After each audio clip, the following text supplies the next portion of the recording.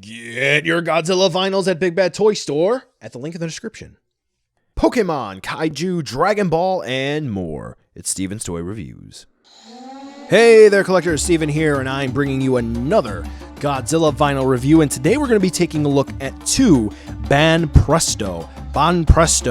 I'm going to say those two pronunciations because someone is going to attempt to correct me here. For Godzilla King of the Monsters, the Deformation King Godzilla 2019 and King Ghidorah 2019. Now, on that note, there is a repaint of Godzilla 2019 in his burning form. I didn't get that because I didn't want it. Yep. So these were released a little bit ago, but finally reached to all North American retailers thanks to distribution. So now that you have a chance to pick this up, are these just D for real lights? Or if you have the D for reals, are these worth checking out? Because, well, I don't know. They look good, but they're kind of on the small side. Oh, they're only like 20 bucks? Oh, okay. Well, let's take a look to see whether or not they're worth adding into your collection. Let's start off with the King of the Monsters here, Godzilla. Gotta say, he's pretty simplistic, but that simplicity leads to a not disappointing figure. So, if you were expecting Godzilla to be not good, well, got some bad news for you. He's pretty fine. Yeah. So he's nice and squat. The proportions are just fine enough, no complaints there. The paint application, albeit simple, including things like the claws, the teeth, a little bit of paint in the mouth, the eye decals, that all looks fine. He's mostly going to be the traditional charcoal gray, and the sculpt is fantastic. Really impressed here because we do have all of the normal details we would expect from the MonsterVerse design of Godzilla. The dorsal plates look fine. We have a tail, which surprisingly is the appropriate length. Normally, whenever we have something like this, the tail is somehow sacrificed, but with it being up in the air, it is just fine. Now, I know that there are some folks in the somewhat static figure category, if you will. They don't like seams, and if that is going to be your deal, this is not going to be for you because you can see seams in the jaw, the shoulders, and at the hips. So, yeah, you're not going to like it, but it's really a non-issue for something that's only about 20 to 25 bucks. Overall, the figure is relatively simple, but it is effective. If you like Godzilla and you want something that's chibi, yeah, I don't think you can get much better than this little guy here.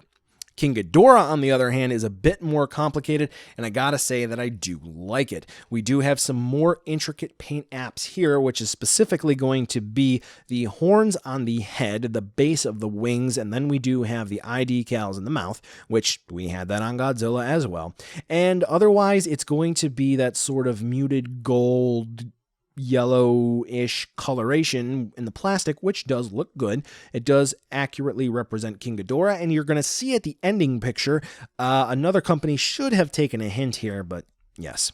The sculpt for King Ghidorah is nice. Overall, it does look accurate compared to the movie details, as you'll see when we take a look at the back. The spikes on the center neck, they are in pairs going all the way down, so that is accurate, and the wing tips, the different spikes, those are nice and pointy as well.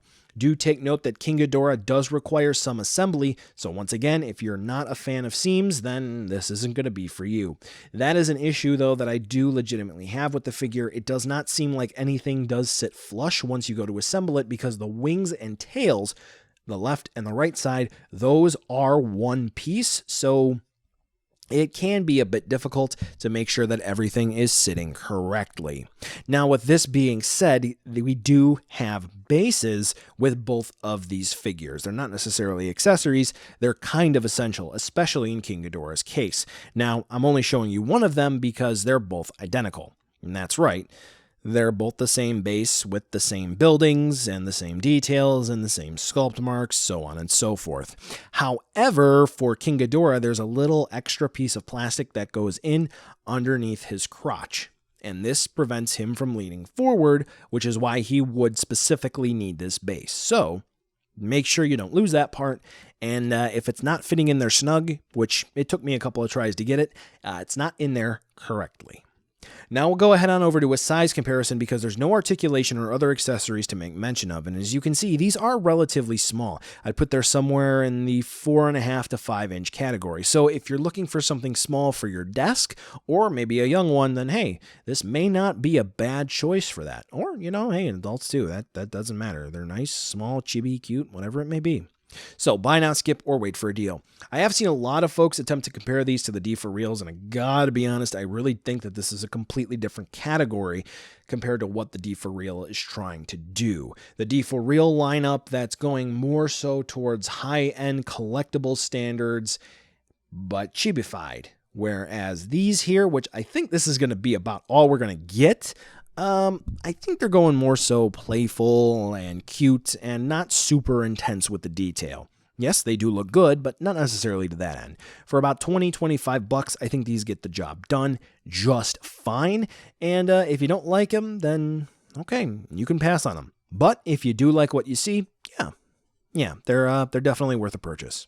I'm glad I got them. Well, collectors, that brings us to the end of the video today, and I just wanted to take a second to thank you so much for watching. Now, you've heard a lot from me. I'd like to hear a little bit from you. Drop in the comments down below whether or not you liked it, you hated it, or maybe you were somewhere in between. I also want to take an extra second here for a nice, humongous thank you to all the patrons for SDR over the last month who have really helped the channel grow into what it can be today. So to all of you, 2 big thumbs up. Thank you very much. And now the end card should be popping up, which will give you a few clickable links, like maybe to subscribe or head on over to my Patreon, or some short URLs like to my social media or to my Teespring store. There's also a video I hand selected for you, so if you want to watch another STR video, I hand selected some good content for you to watch, so definitely check out that video. Thank you again so much for watching, and I'll catch ya in the next video.